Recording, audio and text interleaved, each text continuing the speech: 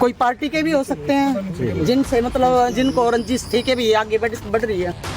हरियाणा के रोहतक से दिल दहलाने वाली घटना सामने आई है। यहाँ कांग्रेस की महिला नेता हिमानी नरवाल की बेरहमी से न केवल हत्या कर दी गई, बल्कि उसके शव को सूटकेस में भरकर फेंक दिया गया। इसी बस स्टैंड के पास शनिवार दिन लगभग 11 बजे एक सुनसान जगह पर एक ट्रॉली बैग कबाड़ी वाले को मिलता है। जब उस बैग की सूचना उसके द्वारा पुलिस को दी जाती है, मौके पे पुलिस पहुंचती है और जब उस बैग को खोला जाता है तो उसमें एक लड़की की लाश मिलती है।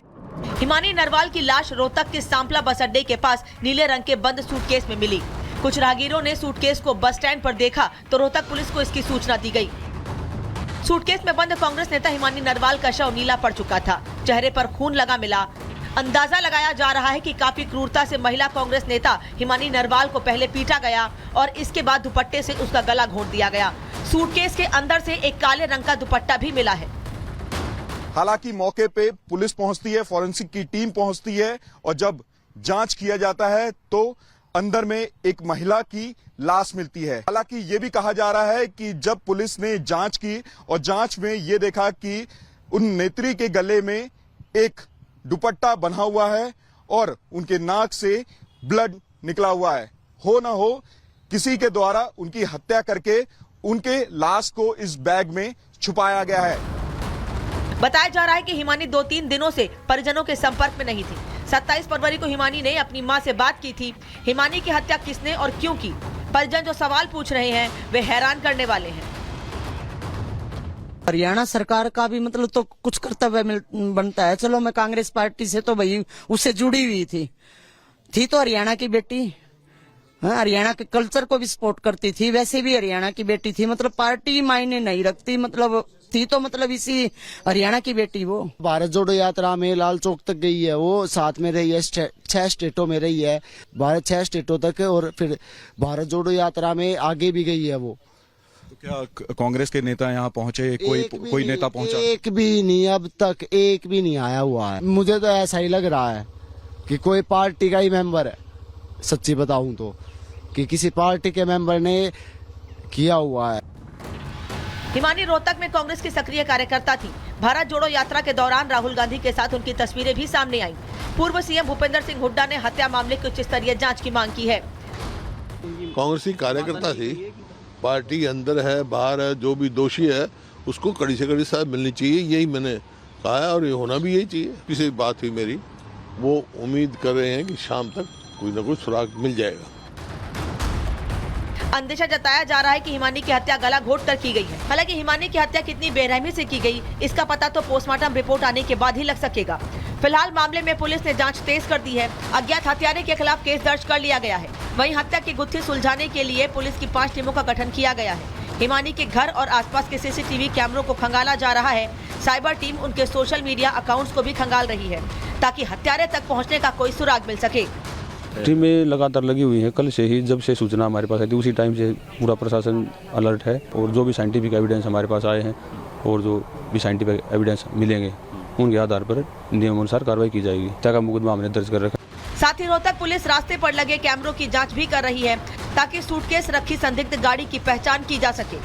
लेकिन महिला कांग्रेस नेता हिमानी नरवाल की हत्या किसने और क्यों की, ये एक बड़ा सवाल बना हुआ है। परिवार यही समझ रही है कि ये राजनीतिक हत्या हो सकती है और इसी कारण से कांग्रेस का कोई भी बड़ा नेता यहाँ पे उनसे मिलने के लिए नहीं आया। लगातार परिवार आरोप लगा रहा है, लगातार उनकी मां आरोप लगा रही है, लगातार उनका भाई आरोप लगा रहा है, क्योंकि उनका एक भाई की भी जान जा चुकी है। 2011 में उसकी भी हत्या हुई थी। वही परिवार उससे भी जोड़ करके इस हत्या को देख रहा है। तो कहीं ना कहीं जो एक छोटी सी नेत्री इतने छोटे से उम्र में बड़े कांग्रेस के जो सीनियर नेता हैं उनके काफी करीब जा चुकी थी और इस कारण से कई दुश्मन भी हो सकते हैं उसके, कई ऐसे भी लोग हो सकते हैं जो कि उसके काम को पसंद नहीं कर रहे थे। ये भी हो सकता है कि उसके पीछे बड़ा एक षड्यंत्र हो, उसी को लेकर के जो लगातार ही परिवार वाले हैं पुलिस से गुहार लगा रही है कि जल्द से जल्द आरोपियों को पकड़ा जाए और सख्त से सख्त सजा दी जाए और जो मकसद है वो क्लियर हो पाए। Bureau report, Republic Bharat.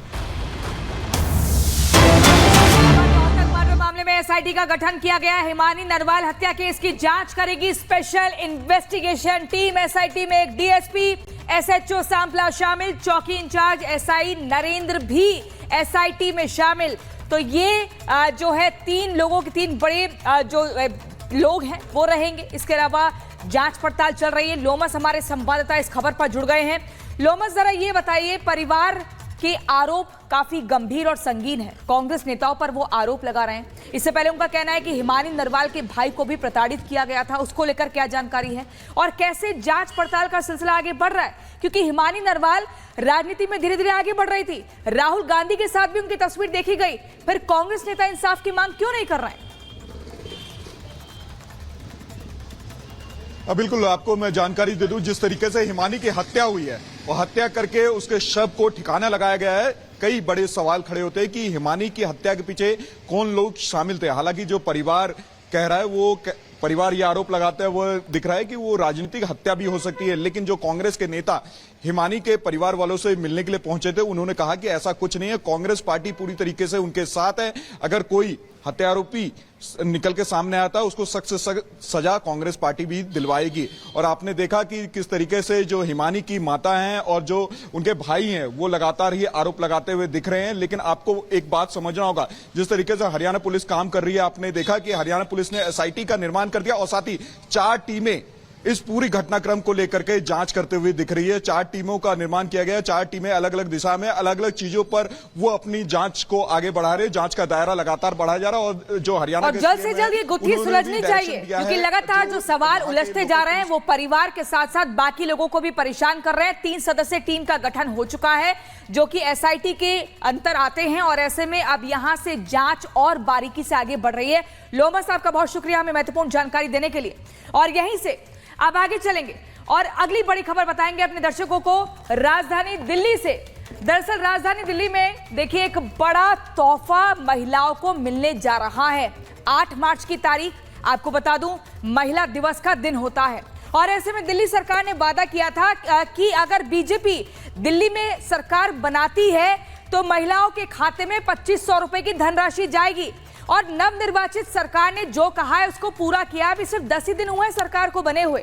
आप देख लीजिए, यमुना की सफाई हो या 14 विषयों पर कैग की रिपोर्ट हो या फिर अब महिलाओं को एक बड़ा तोहफा देने की बात हो, कहीं पर भी बीजेपी की सरकार दिल्ली में चूक नहीं रही है। हर वादे को पूरा कर रही है ताकि विपक्षी खेमे के मुंह पर ताला लगाया जा सके, किसी भी तरीके से वो सियासत कर ना पाए। पूरी खबर इस रिपोर्ट में देखिए।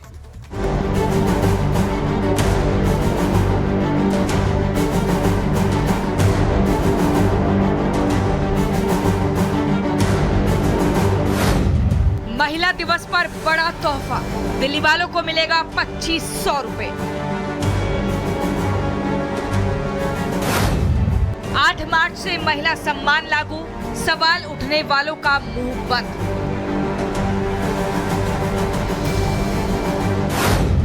आम आदमी पार्टी के आरोपों पर ब्रेक, महिला सम्मान पर सियासत तेज। महिला सम्मान योजना ये वो योजना है जिसको लेकर लगातार आम आदमी पार्टी हाय तौबा मचा रही है। बीजेपी पर वादा खिलाफी का आरोप लगा रही है, लेकिन अब उसे लागू करने की तारीख आ गई है। दिल्ली में सरकार बने 10 दिन हो गए हैं, तब से दिल्ली सरकार एक्शन में है, लेकिन आम आदमी पार्टी महिला सम्मान योजना को लेकर सियासत करने में लगी है। वहीं दिल्ली की नई नवेली सीएम वादों को पूरा करने का भरोसा दे रही है। जो दिल्ली से हमारी कमिटमेंट्स है वो पूरा करना मेरा एजेंडा है। और दूसरा, मोदी जी का विकसित दिल्ली का जो सपना है उसे साकार करना हमारा प्लान है, इसी के ऊपर हमें काम करना है।